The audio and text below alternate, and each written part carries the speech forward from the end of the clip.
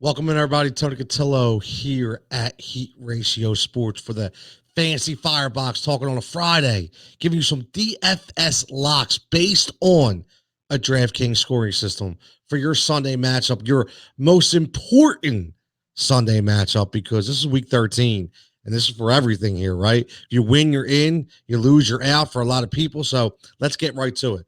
We're going to talk about the quarterback position. I'm going to give you three guys, my locks at their number. Kirk Cousins, number one, $6,400 against the Jacksonville Jaguars. He has 11 touchdowns and one pick in the last 4 games, and he's looking for his third straight 303 game, and I think he absolutely gets it this week against the Jacksonville Jaguars. Just look at what Baker did to them last week. It just gives you a glimpse of what Kirk should be able to do at home in the Dome. And then Aaron Rodgers, $6,800 against the Philadelphia Eagles, who look like they can't play against anybody right now. So, Devontae Adams, Jamal Williams, Aaron Jones, Robert Tonyan, they are all big plays in this game for my money, and it's going to be a bloodbath in the frozen tundra, if you ask me. And then the third DFS lock going to have the quarterback position is going to be Jared Goff against the Arizona Cardinals. Now, I understand that Jared Goff isn't the most consistent fantasy quarterback, but for this week, for DFS purposes, every time he throws for over 30 attempts, he's averaging 24.6 per game.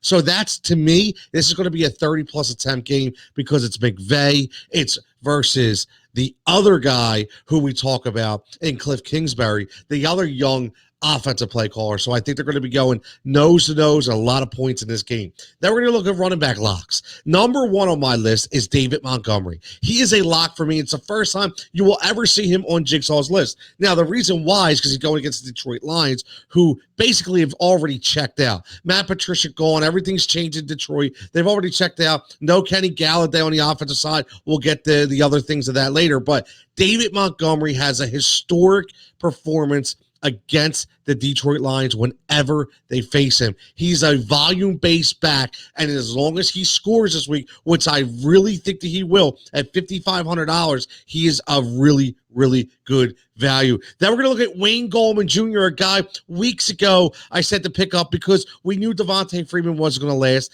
and Wayne Goldman has all the abilities to be a bell cow back. Now, Daniel Jones out, Colt McCoy in. It looks like they're going to rely on the running back position even more. Last week, 94 yards. He gets the carries. He gets the catches. And again, he has not had one game under 15 points since being anointed the starter. And then we're going to look at Nick Chubb, who for me, this is a huge game for Nick Chubb.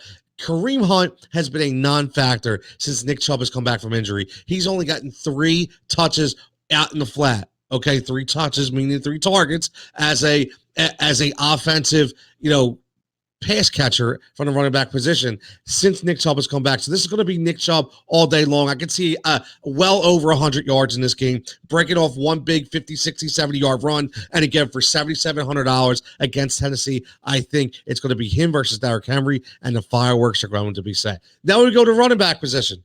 Or I should say, I'm sorry, we go to the wide receiver position.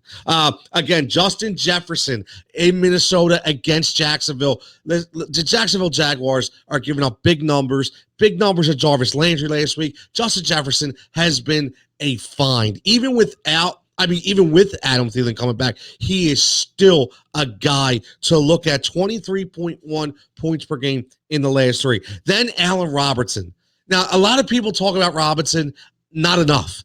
He has gone through so much offensive inconsistency out in Chicago. 108 targets. Mitch Trubisky always plays well against Detroit, and he always finds Allen Robinson. So for my money, this guy's 31 targets in the last 3 games. No matter who the quarterback is, he will produce. And then my third lock for the receiver position is Jarvis Landry. He turned into the Miami Jarvis Landry last week, and that's what Cleveland needs to happen for them to continue to win. Not only can they run the ball with consistency, but if they can get a PPR beast for fantasy owners in Jarvis Landry, it will only make us even more comfortable. And then we're going to look at a couple tight end locks. TJ Hawkinson for Detroit.